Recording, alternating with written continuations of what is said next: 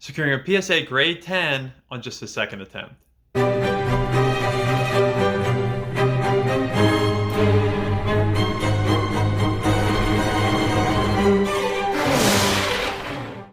Thanks so much for stopping by. Blue Eyes White Patrick here, showcasing my first ever PSA Grade 10. We'll start there.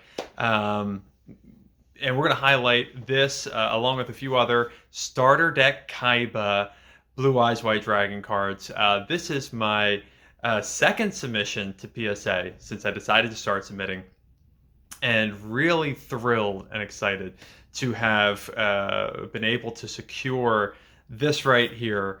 There's only one Holy Grail in the TCG, but this is a personal achievement of mine. Started at Kaiba, first edition, grade 10.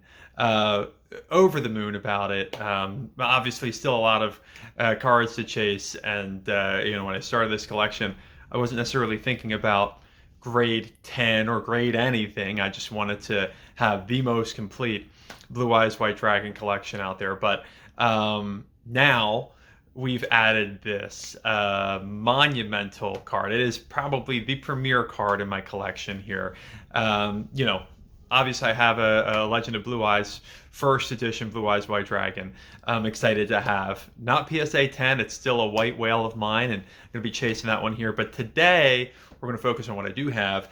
And I'm going to highlight this card here. We're going to talk a little bit about what makes this a grade 10, kind of weigh that against some of the grade 9s that I have. I have plenty of those.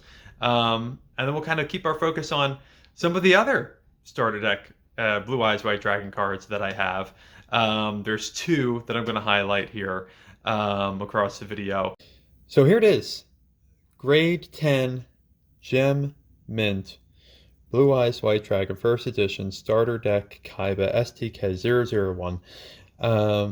As you can see, it's absolutely beautiful. It is everything they say it is about Gem Mint. When you look at just the surface here, and here's the interesting thing about this card. It is not one of the ones that I've had since childhood. So just so happens that I got this specific card, the specific copy, as part of a lot that was sold on eBay. Individual seller, I believe he said that this was part of his collection from back in the day.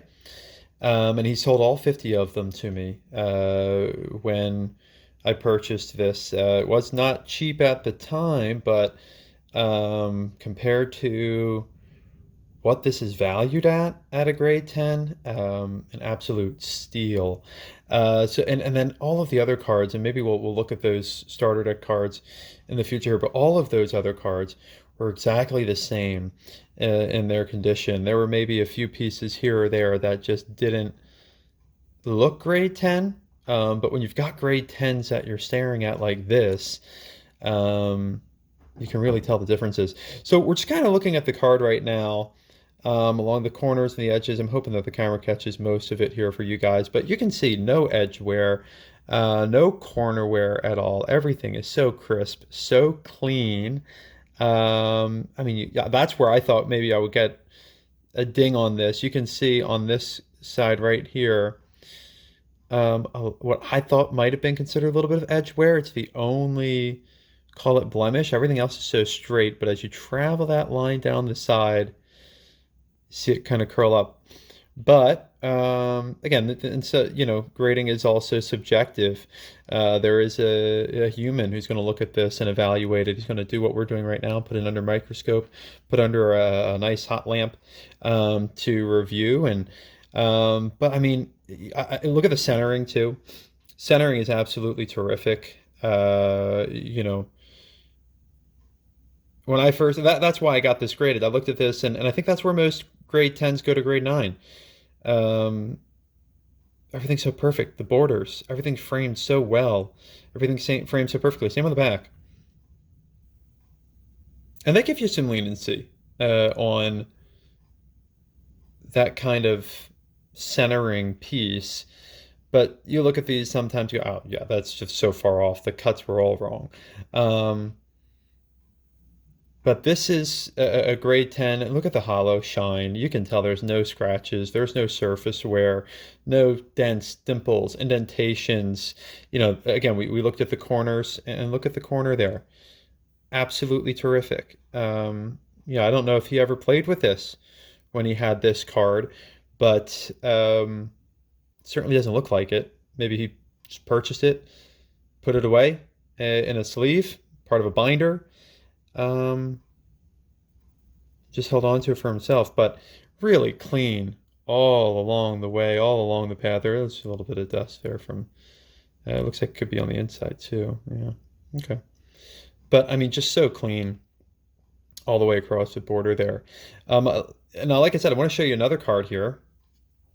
Another jewel of my collection. Look at this. Starter Deck Kaiba, first edition, signed by Eric Stewart, voice of Kaiba on the show.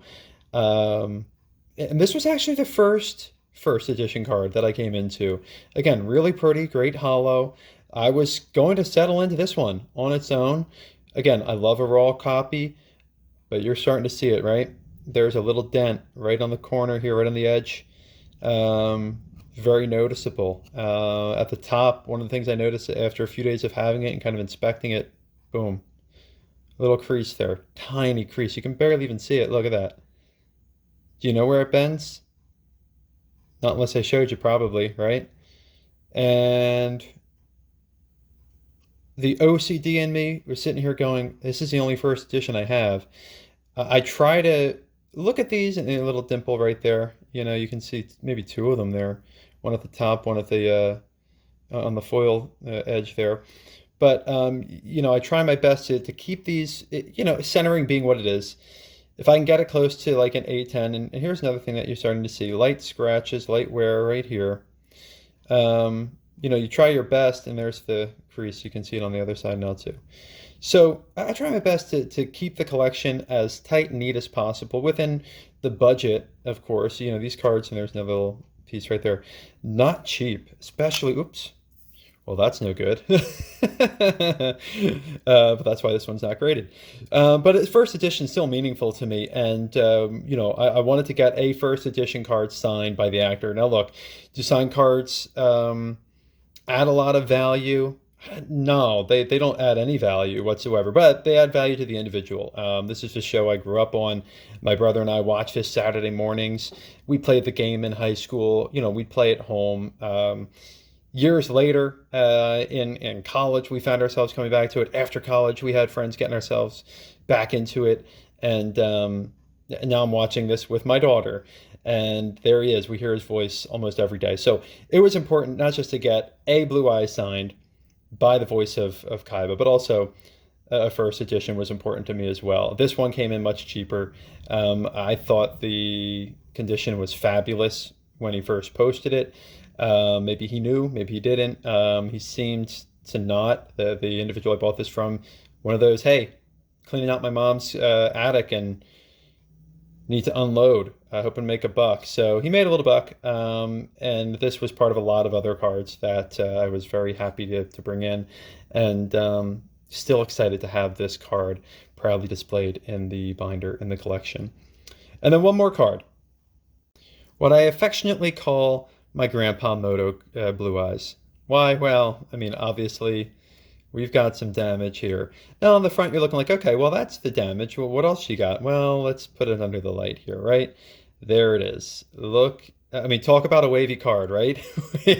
We got a wavy card here, right? Maybe this is not the coveted form of wavy, but boy, it's got some texture. That's for sure. You guys can probably already guess what happened. This is water damage, and you can even see the discoloration on the side here in the text box. All water damage, unfortunately. This is my childhood card. This is a card that saw a lot of love, a lot of play, a little neglect, as you can kind of see. You know, you come in and out of the game, I think, unless you're the diehard, and I've never been more into the game than I am today, which is why I'm looking at this going, hey, this is my roots, right? This is the good and the bad of card collecting, the good and the bad of playing. You know, the naivety of not realizing what future value this could have. And if you thought that was bad, well, Grandpa Moto, here we are. So the back, I wonder if PSA would grade this. I don't even know.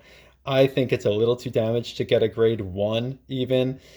It bends, scratches, creases. I mean, have we even talked about the lack of edges and corners on this one? But proudly in my binder has a nice spot there. This is the anime one, right? This is the one where, you lose to Kaiba. And I guess I ran into Kaiba on a good day. He didn't completely rip it up, but did a number on it, that's for sure. So, yeah, these are the three cards here that have my affection here. I put them back in the sleeve, of course, now. We've got my Grandpa Moto Blue Eyes White Dragon. We've got the Kaiba signed Blue Eyes White Dragon. And we've got our Gem Mint Grade 10 First Edition Blue Eyes White Dragon.